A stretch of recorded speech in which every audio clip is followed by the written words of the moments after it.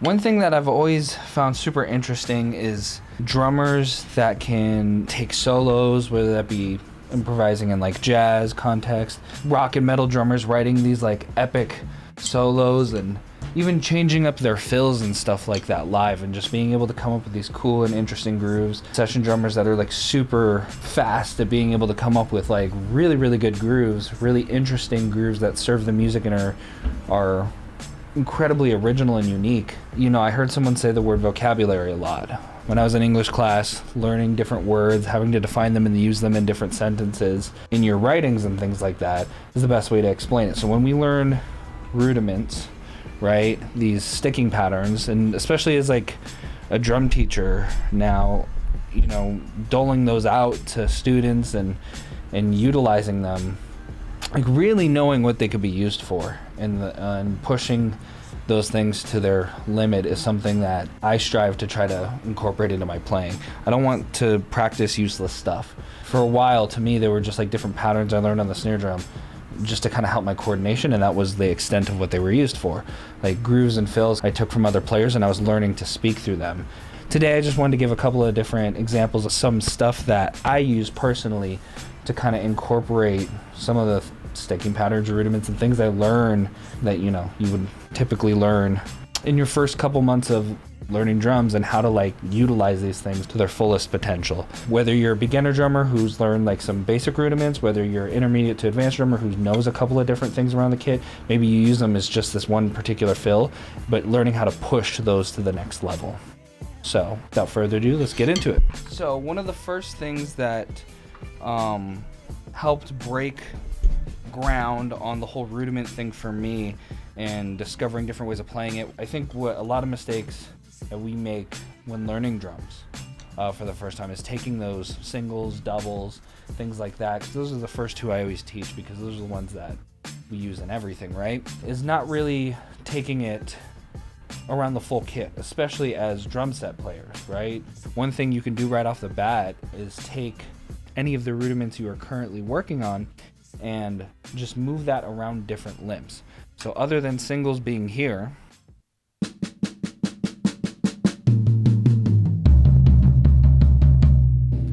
in that fairly one-dimensional space, even just pushing it to multiple drums and reorchestrating that,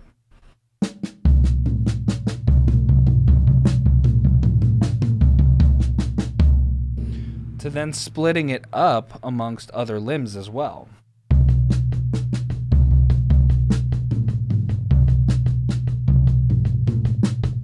Right? Singles just being kind of alternating between the hands and foot. You can utilize the left foot as well, right? So doing something as simple as that. You can do that with doubles.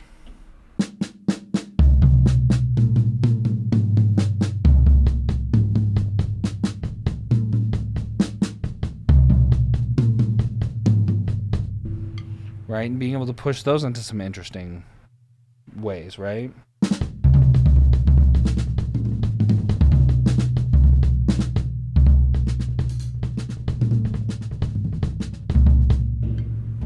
So there's lots of fun stuff we can do with that.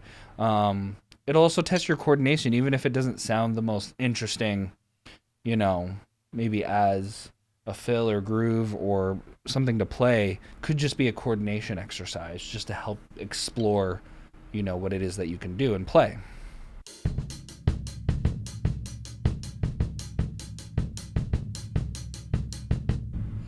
That's a paradiddle, single paradiddle right there. Right, left, right, right, left, right, left, left. But instead it's with the right side of my body, with my right hand on the hi-hat and my right foot on the kick. So spreading those things out, you know, that could be honestly pretty interesting. Throw a couple of snares in there and that might be a groove.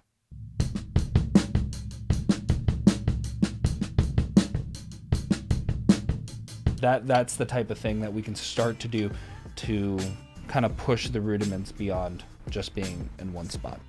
Another thing that we can do that I think helps out a lot, something that I think my more intermediate to advanced players could definitely start doing right away, is something I definitely took for granted until I started teaching a lot more and saw the use of it, is permutations of just like variations of the same thing And just by tweaking it a little bit and going through every one of those, you'll find a weak point spot. So I think I'm going to make this into a later video, but I have this build it up technique that I kind of teach some of my students who are learning drums for the first time to help their coordination when it comes to, you know, playing.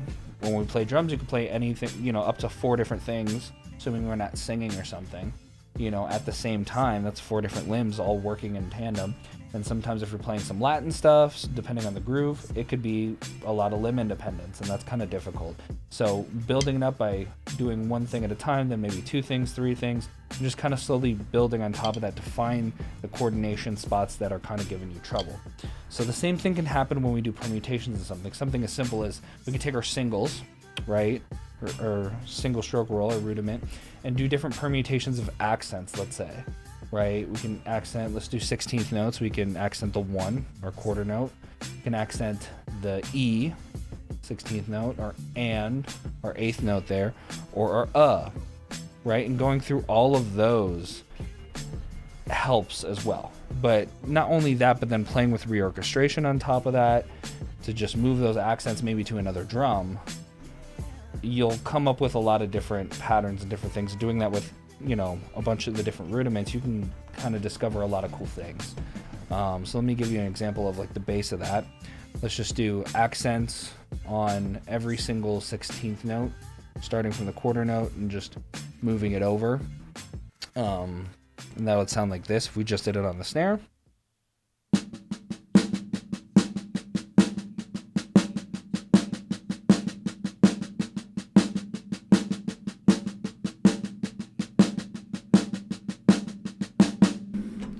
Okay, and so that's what that would sound like if we're just doing those. But moving that around, maybe throwing it on a crash, a tom, or something like that, and kind of playing around with that gives us this ability to kind of unlock some of the coordination we didn't know maybe we had, or the certain tendencies we were always leaning towards. Maybe you're right hand dominant, and I love my quarter notes and 8th notes, but the E's and the U's, completely useless. I can't do them, super hard. And we're not utilizing those, and so you're unlocking these patterns that you didn't know you could do just by like kind of like testing it and teasing it out.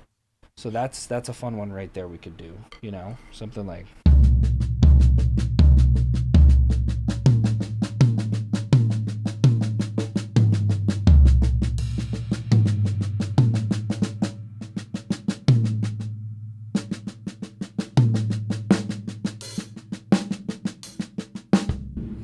Right, messed up a little bit there, but you get the point, right? Just kind of playing through those, and that's just with singles.